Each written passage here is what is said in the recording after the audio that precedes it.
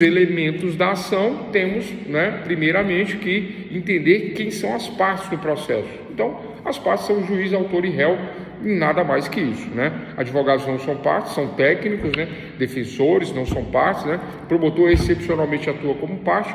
Então, eu tenho o autor, eu tenho o juiz, autor e réu. Ponto, né? Dentro dos elementos, as partes são essas, né?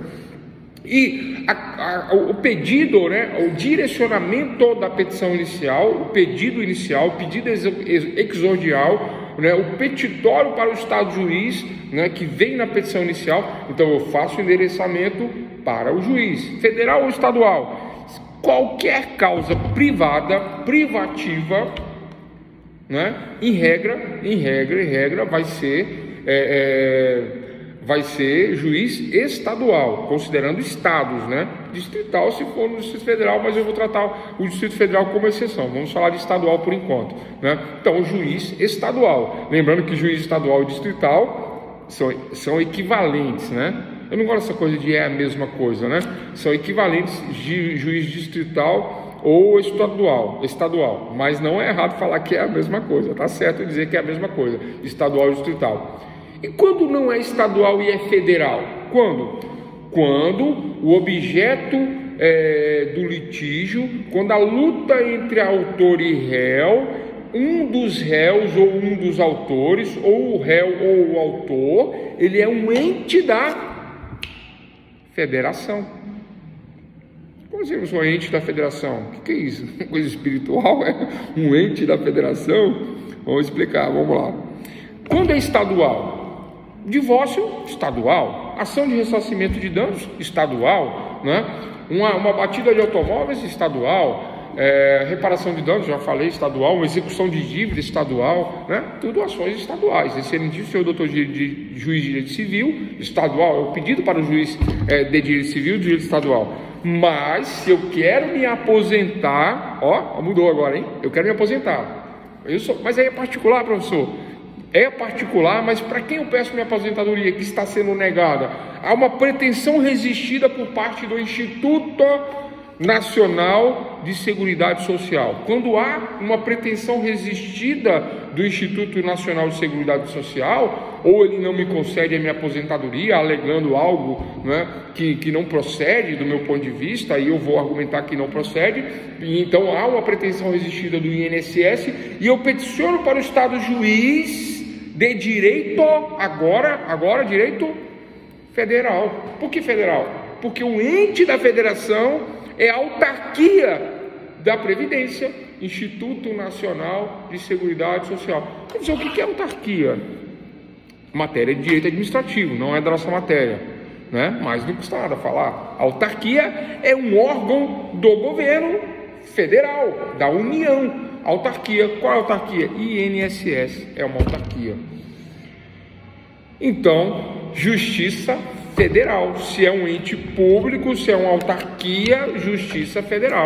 Ah, professor, então aquela provinha que vai vir para mim quando eu for estudar para juiz, delegado, policial, padre não, né? Padre da música do Raul Seixas, né? Então, boa noite, tudo bem? Tudo bom? Tudo jóia. Então tá bom, deixa eu tchau. Tá convidada para assistir a aula. Convidada para assistir a aula. Tá, hoje tem aula com Josué. Ah, jóia. Amanhã eu vou estar aqui, pessoalmente. Tchau. Tchau. A aluna Íria esqueci o período dela. Terceiro, quarto? Acho que é do quinto, né? Aqui é o terceiro. Continuando. Então, pessoal, a questão da autarquia, né, que é um ente da federação, um ente da União, um ente público, ela é tratada pelo juiz de direito federal, por juízes federais, não por juízes estaduais. Professor, eu tenho uma questão, né? Vamos lá. Ah, tá, vamos para a área penal. É isso que o exemplo que eu queria dar, um exemplo de direito penal. Vou falar da Lava Jato. Vocês gostam desse assunto de Lava Jato? Eu sei por quê, porque está na mídia, é interessante, né, se informar, né? Por que é um juiz federal, doutor Sérgio Moro, e não um juiz estadual, um juiz comum, de direito comum? Por quê? Por que não é? Porque na época envolveu acusação penal, acusação criminal, com órgãos ligados ao governo e com pessoas ligadas ao governo, incluindo o ex-presidente Lula, né? Então, envolvendo um ex-presidente que tem foro de competência, prerrogativa de foro, na verdade, para ser julgado por juízes federais. Ah, mas o Sérgio Moro não era federal? Era federal, né? Então ele poderia ser julgado pelo juiz Sérgio Moro? Poderia ser julgado em razão da matéria, porque a matéria é federal. Juiz federal, pedido para o juiz federal, promotor pede para o juiz federal, mas ele só que ele tem uma prerrogativa de local também, né? Aí teria que ser no STF, e aí foi onde que deu no que deu, anulou tudo, né? Porque julgou no lugar errado, tá? Mas isso é um detalhe que a gente vai passar depois adiante, nós vamos ver. Então, o direcionamento das ações, dentro do tema elementos da ação, o direcionamento das ações, em primeiro lugar, partes, juiz, autor e réu, e o direcionamento estadual, matérias que envolvem questões privadas, na verdade, eu vou fazer pela exceção conceito, né? O juiz estadual, ele não julga entes, institutos e pessoas da União, da Federação. O resto é estadual. O resto não é residual, tá? A competência não é residual, tá? Na verdade, a regra é o estadual, né? E o federal, né? A matéria federal, ela é julgada por juízes federais quando envolvem questões da União. É comum se dizer, tá? Atentem para isso aqui, mas não é o caso. É comum se dizer, em relação à Justiça do Trabalho, que ela é uma justiça federal trabalhista, mas não é o que eu estou dizendo aqui. O caso da competência estadual, se julga todo tipo de matéria pela competência estadual, exceto os entes da União e as pessoas relacionadas à União. Então, INSS, presidente, senador, deputado, tudo pelo Fórum Federal, questões federais, né? Justiça Federal.